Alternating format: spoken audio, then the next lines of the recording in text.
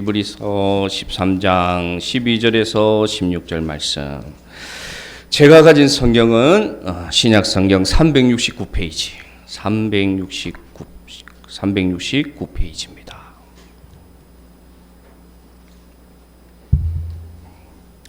13장 12절에서 16절 교독합니다. 제가 12절 읽습니다. 그러므로 예수도 자기 피로서 백성을 거룩하게 하려고 성문 밖에서 고난을 받으셨느니라.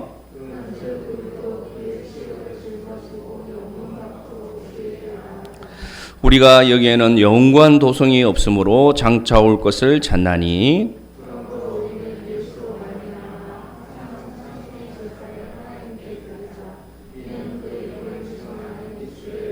함께 읽읍시다. 오직 선을 행함과 서로 나누어 주기를 잊지 말라. 하나님은 이 같은 제사를 기뻐하시느니라. 아멘. 잠깐 기도합시다. 하나님 아버지 감사합니다. 이 거룩하고 복된 주일 우리가 주님 전에 나와 이제 주의 말씀을 듣는 시간을 가지려고 합니다. 참 부족한 종이 한 주간 준비한 이 말씀을, 하나님 말씀을 감히 전하고자 합니다. 이 시간 성령께서 오셔서 우리의 귀를 열어주시고 우리의 마음을 열어주셔서 이 말씀이 우리 마음판에 새겨지는 복된 말씀이 되게 하여 주시옵소서. 성령께서 이 시간 우리에게 함께하여 주실 줄 믿사옵고 예수님의 이름으로 기도드리옵나이다. 아멘. 벌써 이제 7월 마지막 주가 되었습니다. 여러분, 우리가 7월 한 달 동안 우리가 어떤 말씀을 묵상했습니까? 히브리서 말씀입니다. 히브리서 말씀. 그래서 잠깐 오늘 이 시간은 한 달 동안 묵상한 말씀을 한번 요약해서 여러분에게 설명하는 시간을 잠깐 가지겠습니다. PPT를 띄워주시기 바랍니다. 1장에서 12장 내용을 간단하게 설명하는데 글자 작아서 안 보여요. 그래서 제 말씀을 들으면 됩니다. 첫 번째로 우리는 어떤 말씀을 묵상했느냐? 하나님의 아들 예수 그리스도에 대해서 묵상했습니다. 이 하나님의 아들은 누구냐? 하나님과 영광이 동일하시고 그 본체의 형상이 동일하신 분이시다. 그런데 그 하나님의 아들이 이 세상에 오셔서 우리의 죄를 정결하게 하시는 일을 행하셨다. 그러므로 우리는 이제는 마귀의 권세를 이기는 능력을 받은 자가 되었고 죄의 종노릇을 하는 자가 아니라 그 하나님의 아들이 우리 앞에 계셔서 우리가 이제 어떤 시험을 당해도 우리를 도우시는 하나님의 아들 예수 그리스도가 계신다라고 배웠습니다. 다음. 그러므로 이 하나님의 아들 예수 그리스도가 있기 때문에 우리가 어떻게 살 것인가? 이 예수를 깊이 생각하고 살아가자. 그런데 어떻게 하면 이 예수를 깊이 생각하며 살아갈 수 있느냐? 그것은 우리 마음의 완고함을 제거해야 된다. 마음의 완고함을 제거하고 처음 믿었을 때 그 믿음을 가지고 끝까지 붙들고 확실하게 살아가자. 그러면 그것이 어떤 삶이냐? 은혜의 보좌 앞에 나아가는 삶이 될 것이다 라고 묵상했습니다. 다음.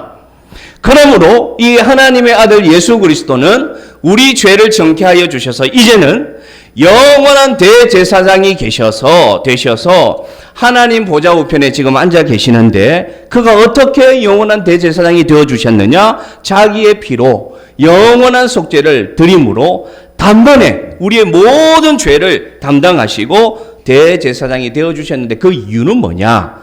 하나님 보좌 우편에 앉으셔서 우리에게 하나님의 안식을 주시기 위해서, 그리고 지금도 우리를 위하여 중보하시기 위해서 하나님의 대제사장이 되어주셨으니, 그러므로 지난 시간입니다. 그러므로 우리는 이 믿음을 가지고, 이 믿음이 뭐냐? 바라는 것들의 실상이요 보이지 않는 것의 증거가 되는 간증이 있는 믿음을 가지고 우리가 함께 살아가자라는 것이 1장에서 12장까지의 요약입니다. 여러분 이해가 되십니까? 이것이 1장에서 12장까지 요약입니다. 그러면 오늘은 어떤 시간이냐? 이 1장에서 12장까지의 내용이 결론으로 나오는 부분입니다. 그것이 오늘 읽었던 히브리서 13장이 되는 것입니다. 자, 이제는 이 히브리서 1장과 12장과 그리고 오늘 결론을 예배의 관점에서 여러분에게 설명하고자 합니다. 그 예배의 관점으로 보면 대표적인 절이 한 장이 있습니다. 그 대표적인 절이 뭐냐? 우리가 함께 읽을 본문입니다. 히브리서 4장 16절. 자, 같이 읽읍시다. 시작. 그러므로 우리는 긍휼하심을 받고 때를 따라 돕는 은혜를 얻기 위하여 은혜의 보좌 앞에 담대히 나아갈 것이니라. 아멘. 자, 형광색을 넣은 부분을 보시기 바랍니다. 1장에서 12장을 예배의 관점으로 줄이면 한 절로 줄일 수 있습니다. 그 한 절이 뭐냐? 은혜의 보좌 앞에서 하나님께 예배하자였습니다. 그런데 갑자기 오늘 13장 본문에서 저 은혜의 보좌 앞에 나아가자고 얘기하던 히브리서 저자가 우리에게 이제 방향의 전환을 얘기합니다. 다른 방향을 얘기합니다. 그게 뭐냐? 13장 13절입니다. 오늘 주제 말씀. 이것도 같이 읽읍시다. 그런즉 우리도 그의 치욕을 짊어지고 영문 밖으로 그에게 나아가자. 여러분 저 색깔 들어간 부분만 비교해 보시기 바랍니다. 1장에서 12장까지는 이 히브리서 말씀이 우리가 예수님이 계시는 은혜의 보좌 앞에 나아가자. 그 대제사장 대신 우리의 죄를 대속하신 하나님의 아들 예수 그리스도 그 은혜의 보좌 앞에 나아가자 하던 이 히브리서 저자가 13장에 와서 뭐라고 하느냐? 이제는 영문 밖으로 나아가자고 합니다.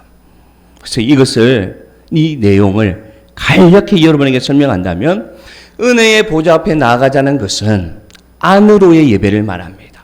교회 안에서의 예배를 말합니다. 공동체 안에서의 예배를 말합니다. 그리고 이 은혜의 보좌 앞에 나아가는 예배는 어떤 예배냐? 우리를 채우는 예배를 말합니다. 그래서 예수 그리스도의 은혜로 우리를 채우고 그 말씀을 우리의 내면을 채우는 예배가 은혜의 보좌 앞으로 나아가는 예배라면 오늘 히브리서 결론 13장에서는 이 저자가 뭐라고 말하느냐? 그렇게 되었다면 그 은혜의 보좌 앞에서 안으로의 예배와 체험의 예배로 너희가 채워졌다면 이제는 너희가 거기만 머물 것이 아니라 이제는 어디로 나가라? 영문 밖으로 나가라. 할렐루야. 그러므로 이 영문 밖으로의 예배는 뭐냐? 밖으로의 예배입니다. 다른 말로 하면 세상으로의 예배고요. 다른 말로 하면 안에서는 체험을 받았다면 그 체험을 받은 걸 가지고 이제는 밖으로 나가서 세상으로 나가서 영문 밖으로 나가서 어떤 예배를 드려라? 나눔의 예배를 드려라. 이렇게 가르칩니다. 이 영문을 어떤 의미인가 찾아봤습니다. 저 영문이 어떤 의미일까? 쉽게 말하면 여러분 예루살렘 성 안과 예루살렘 성 밖을 구분하는 문입니다. 그렇게 생각하시면 됩니다. 그러므로 영문안은 어떤 일이 있었습니까? 군대가 주둔하는 곳이고 택한 사람들이 있던 곳이고 인정받는 사람들이 있던 것이 영문 안이고요. 영문 밖은 뭐냐? 반대로 자격이 없는 사람들, 거룩하지 못한 사람들, 부정하다고 느껴지던 사람들이 있던 곳이 어디냐? 영문 밖입니다. 그러므로 오늘 말씀이 우리에게 말씀하시는 것은 뭐냐? 너희가 그 안에서 예수 그리스도로 체험을 받았다면 이제는 그 갖춘 자격을 가지고 영문 밖으로 나아가서 자격을 갖지 못한 자들, 부정하다고 얘기 듣는 자들에게 나아가서 예배드리라고 오늘 얘기하는 것입니다. 오늘날로 표현하면 어떤 것을 말할까요? 쉽게 말하면 하나님을 알지 못하는 곳으로 가라는 것입니다. 영문 안이 하나님께 예배드리고 하나님을 아는 자들이라면 영문 밖은 어떤 곳이냐? 하나님을 믿지 않는 자들, 하나님을 알지 못하는 자들을 말하고 있다는 것입니다. 그래서 이것을 영문 밖의 예배를 다른 말로 한다면 여러분 아주 쉬워요. 영문 밖의 예배는 뭐냐? 월, 하, 수, 목, 금, 토 6일간 삶에서 드리는 예배를 말합니다. 영문 안의 예배는 무엇을 말합니까? 주일날 하나님 앞에 나와 우리가 드리는 예배를 말하고 있다는 것입니다. 그래서 이것을 간단하게 얘기하면 이 영문 밖의 예배는 삶으로 예배드리는 것을 말합니다. 은혜의 보좌 앞에 체험의 예배를 받았다면 이 예배로 우리가 체험을 받았다면 우리가 이제는 세상에 나가서 삶으로 나눔으로 하나님께 예배하자고 오늘 히브리서 저자가 우리에게 격려하고 있습니다. 로마서에도 비슷한 말씀이 있습니다. 로마서 12장 1절 한번 읽읍시다.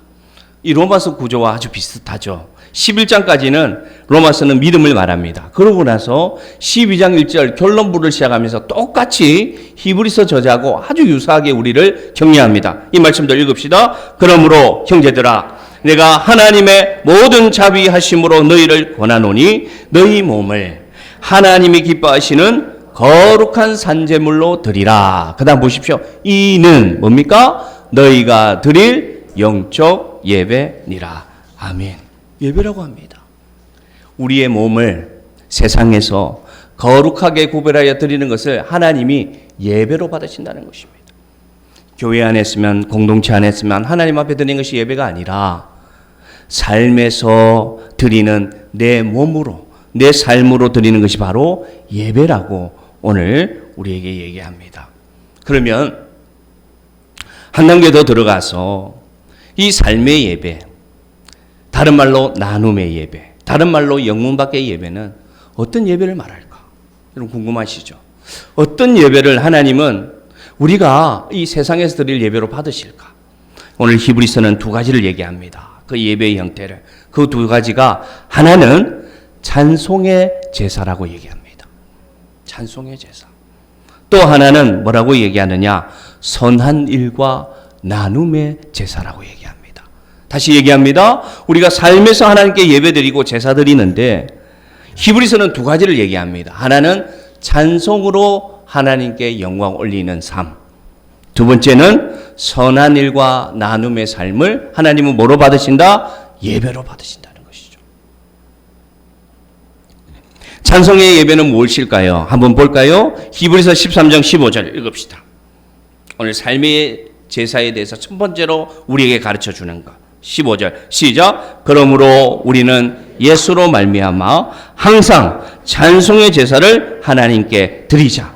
이는 그 이름을 증언하는 입술의 열매니라. 아멘. 그렇게 얘기하죠. 찬송의 제사. 제사를 다른 말로 하면 예배라고 해도 괜찮습니다. 그래서 하나님은 우리의 찬송을 받으십니다. 우리가 삶에서 하나님을 찬양하고 하나님께 감사하고 하나님께 마음을 다하여 고백하면 하나님은 그때 그것을 우리에게 예배로 받아주신다는 것입니다. 아멘. 과거에 제가 미국에서 그 찬양 학교를 다닐 때 과거에도 나눴었는데 참 은혜로운 시간들을 보냈었죠. 왜 그랬습니까? 그것은 아침이 시작하고 학교를 가면 제일 처음 모든 학생들이 그 강당에 모여서 1시간 동안 하나님을 찬양하는 시간이 있었습니다. 그래서 공부를 하기 전에 모든 학생들이 온 나라에서 다 왔어요. 네, 온 나라에서. 네, 온 대륙에서 다 왔죠. 모든 인종이 다 모였습니다. 그래서 1000명이 넘은 학생들이 그 강단에 모여서 그 아침 첫 시간을 찬양으로 드립니다. 1시간을 그 뜨거운 찬양으로 하나님께 예배드리고 그리고 하나님을 알아가는 공부를 하는 그 시간이 천국 같았습니다. 하나님은 우리의 찬송을 기쁨으로 받으십니다. 함께 모여 찬송하던 여러분 삶에서 여러분이 때때로 드리는 그 찬양을 하나님은 제사로 받으심을 기억하시기를 바랍니다. 좀 더 들어가면 여러분 단순히 우리가 이 곡조로 하나님께 드리는 찬양만 예배로 받으시는 게 아니라 참 중요한 의미가 저기 들어가 있습니다. 하나님 무엇을 찬송으로 받으시느냐? 오늘 보시기 바랍니다. 찬송의 제사가 뭐라고 얘기합니까? 증언하는 뭐의 열매다? 입술의 열매다. 그렇게 오늘 히브리서 저자는 더 들어가고 있어요. 하나님은 삶의 예배를 받으시는데 그 중에 하나가 찬송의 예배인데 그 찬송이 단순한 우리가 곡조로 드리는 찬양뿐만 아니라 어떤 것도 하나님은 찬송으로 받으시느냐? 입술의 열매를 찬송으로 받으신다는 것입니다. 저 입술의 열매는 뭘 말할까요? 저 입술의 열매는 내 말의 열매를 말하는 거죠. 내 말의 고백대로 되는 것을 말하죠. 그러므로 간증도 되고 전도하는 입술도 되고 복음을 전하는 입술도 다 해당됩니다. 그런데 저는 묵상하는 가운데 입술의 열매가 뭘까? 하나님 어떤 찬송의 예배를 받으시기를 원할까? 묵상하면서 딱 생각나는 말씀이 뭐냐? 말한 대로 사는 삶을 말합니다. 따라합시다. 말한 대로 사는 삶. 이것이 입술의 열매입니다. 예를 들어 볼까요? 우리가 하나님을 감사하는 입술로 살아갑니다.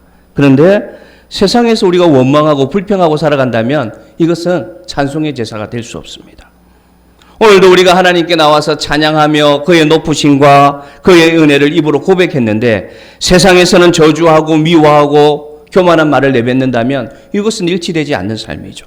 그러므로 하나님이 받으시는 찬송의 제사는 뭐냐? 좋은 음색으로 좋은 목소리 드는 찬양만 말하는 것이 아니라 내 삶에 내가 고백하는 대로 살아가는 삶을 말합니다. 나의 신앙 고백과 내 삶이 일치될 때 그것이 열매로 돌아온다는 것을 여러분 기억하시길 바랍니다. 다른 말로 하면 내가 예수 믿는다고 하면서 세상에서 살아가는 삶이 예수 믿는 자의 삶으로 살지 못하면 찬송의 제사가 될 수가 없습니다. 찬송의 제사는 뭡니까? 우리의 몸으로 드리는 것입니다.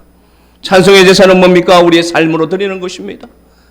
찬송의 제사는 뭡니까? 내가 신앙하는 대로, 내가 고백하는 대로, 내가 하나님의 말씀을 읽는 대로, 묵상하는 대로 살아가는 삶이 찬송의 제사임을 기억하시기를 바랍니다.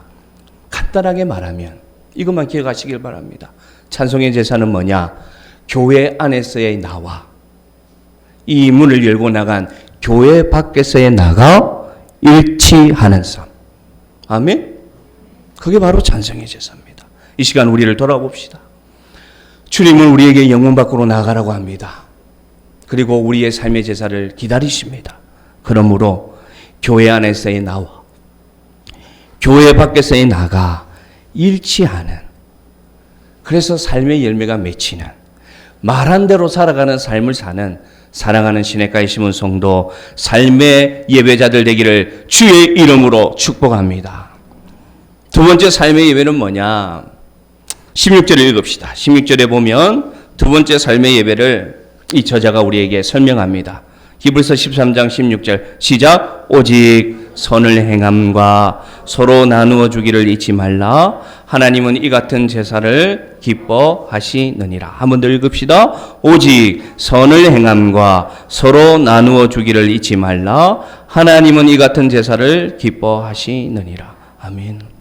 영문 밖의 제사, 영문 밖의 예배, 삶의 예배, 나눔의 예배를 하나님께서는 원하시는데, 두 번째 이 나눔의 예배가 뭐냐? 바로 선을 행함과 서로 나누어 주기를 기뻐하는 삶을 말합니다.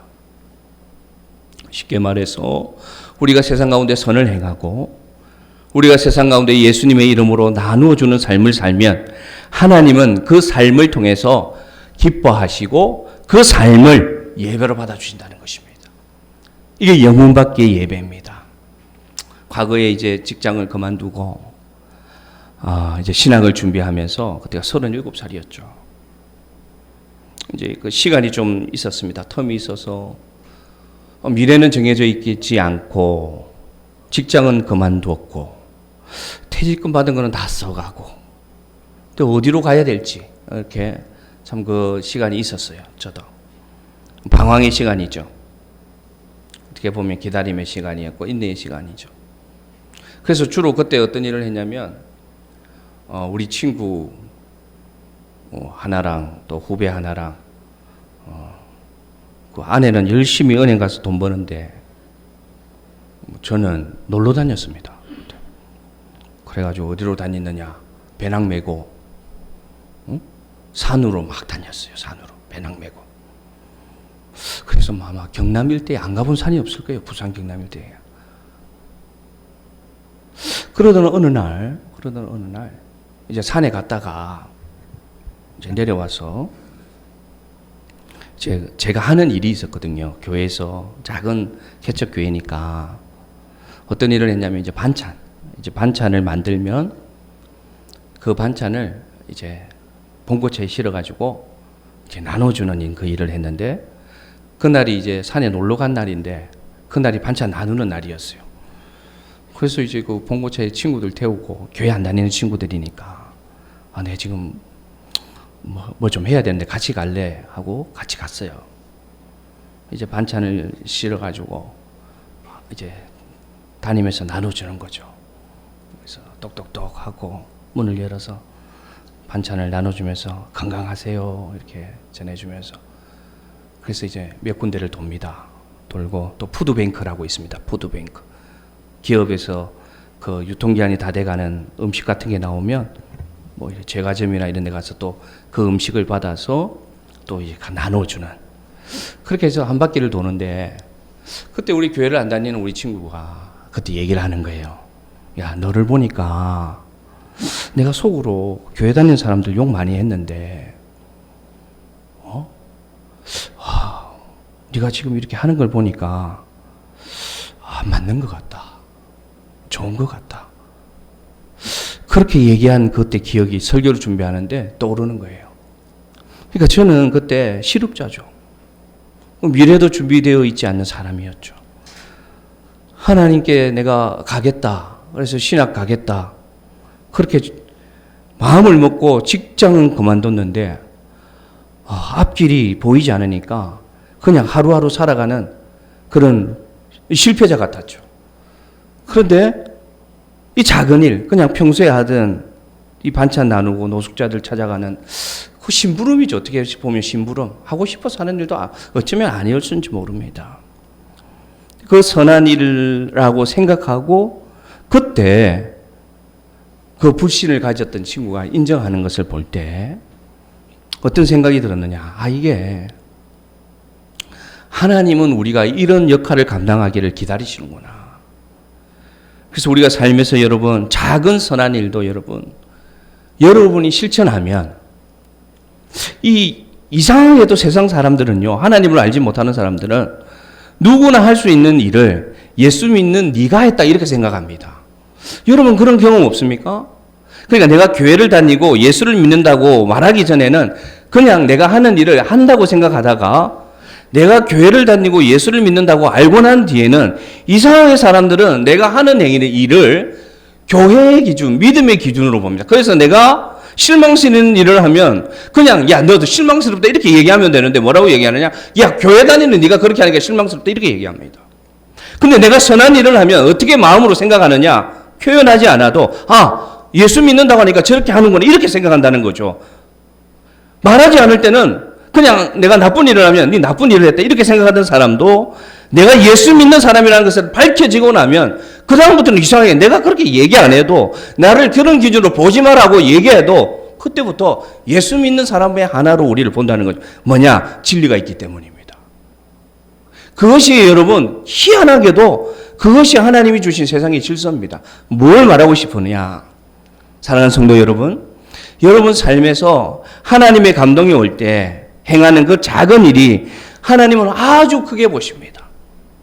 그리고 그것을 하나님은 나를 예배하는구나, 네가 나를 정말로 사랑하는구나 라는 삶의 예배자로 여러분을 받아주신다는 것을 기억하시기를 바랍니다. 그래서 하나님이 선한 감동 주실 때 그것에 감동으로 행하면 여러분은 하나님 기뻐하시는 삶의 예배자가 될 줄로 믿습니다. 얼마 전에 또 한 목사님이 찾아왔어요. 그 목사님은 제가 이름도 까먹었어요. 오래돼가지고. 언제적 목사님이냐? 방금 말씀드렸던 그 미국에 있을 때 그 기숙사가 있는데 그 기숙사 건너편에 살던 목사님이에요. 근데 미국에서 한 목사님이 찾아왔다 이렇게 전화가 왔는데 나는 미국에서 찾아올 손님이 아무도 없다는 생각이 드는 거예요. 벌써 세월이 많이 지났죠. 10년이 넘었으니까. 10년이 뭡니까? 벌써 10년이 넘었죠. 근데 그 한 목사님 미국에서 나를 찾아왔다는 거예요. 집에 있는데. 그래서 이제 전화를 받고서 음성을 들으니까 딱 떠오르는 거예요. 이름은 기억 안 나는데 그 목사님 얼굴이 딱 떠오르는 겁니다. 그래서 이제 아내하고 집에 있다가 막 달려왔죠, 교회로.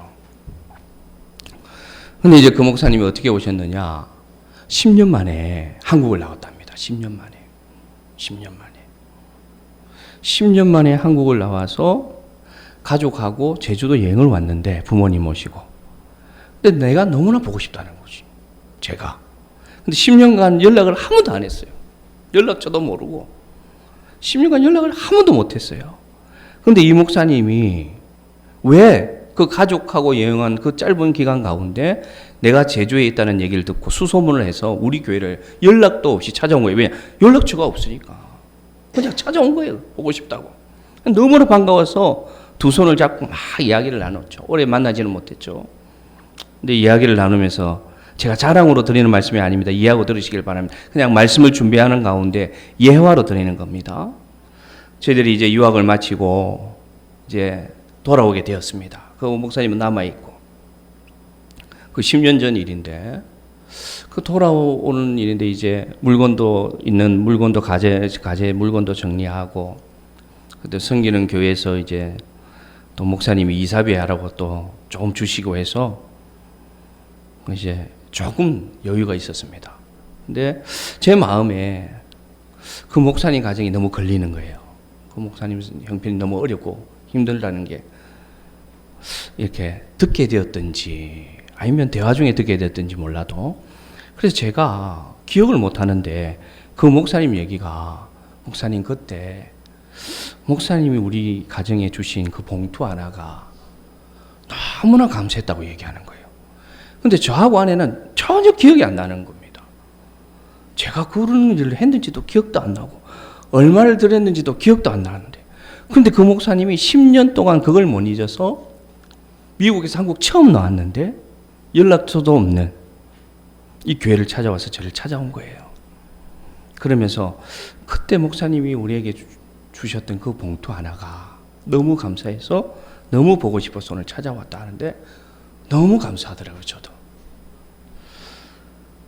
뭘 말씀드리고 싶으냐면, 제가 그렇게 나눔의 삶을 잘 살았다고 자랑하는 것이 아니라 무엇을 얘기하냐. 여러분 삶을 살아갈 때 여러분 이웃이나 꼭 이웃이 아니더라도 여러분 마음에 무언가 여러분의 물질을 가지고 나누고 싶은 감동이 있을 때 그 물질이 크지 않아도 그렇게 나누면 그게 굉장한 하나님 기뻐하시는 일을 이룬다는 것을 기억하시기를 바랍니다.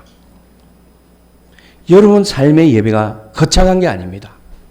우리가 여러분 삶에서 예배드리라니까 막 수십 명 전도하고 매일 전도지 들고 나가서 나누고 매일 예배드리고 막 만나는 사람마다 복음 전파하고 그러한 순교자의 삶을 살아라고 부담을 느끼는데, 제가 드리는 말씀은 뭐냐?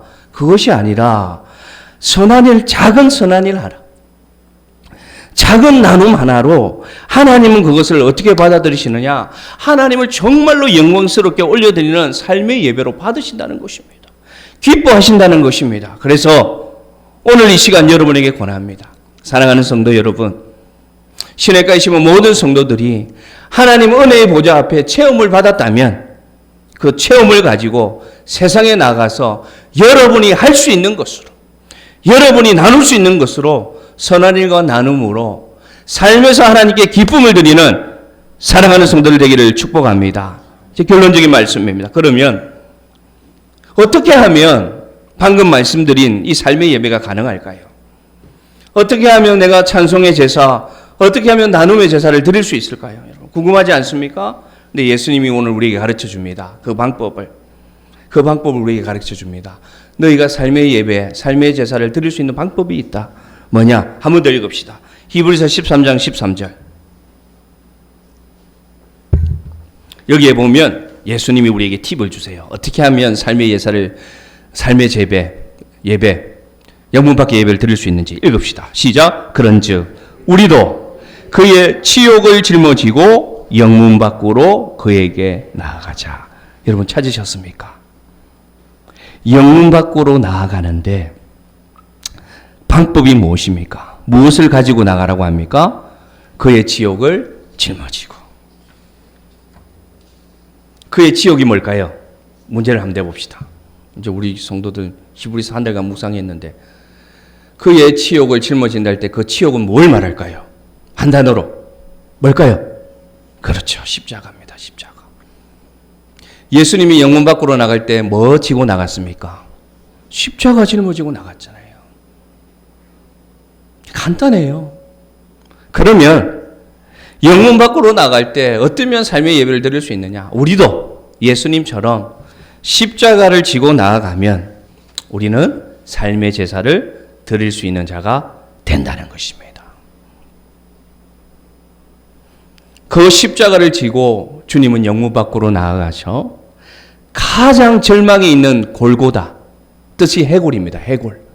가장 절망이 있는 그 골고다 언덕에서 십자가에서 죽으셨어요.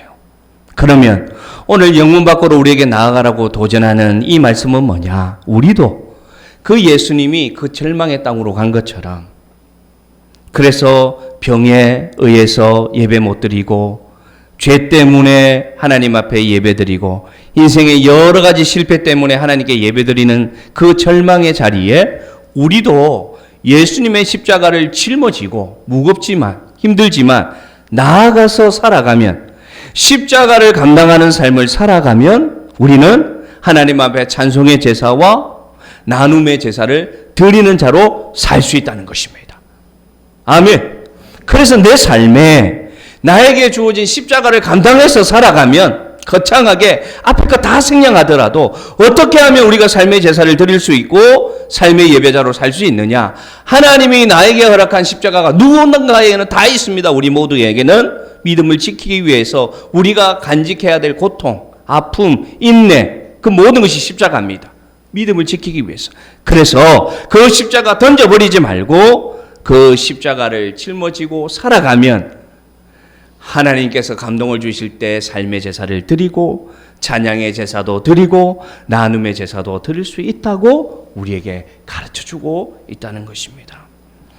세상 가운데 여러분 소망이 없는 사람들이 너무 많습니다. 예수님 때도 그랬습니다. 예수님 때도 영문 밖에는 소망 없는 사람들이 살아갔습니다. 절망의 사람들이 살아갔습니다. 그래서 예수님은 예루살렘 성 안에서 십자가에 못 박히지 않고 영문 밖에 나가서 십자가에 못 박힌 것입니다. 사랑하는 성도 여러분, 우리는 여러분 어차피 절망의 땅을 살아갑니다. 많은 사람들이 소망을 찾습니다. 그래서 쾌락을 통해서, 물질을 통해서, 소원 성취를 통해서 자기들의 소망을 찾고자 하는데 그곳에 소망이 없다는 것을 다 깨닫습니다. 도착해 보니 그곳에 만족감이 없다는 거 다 압니다.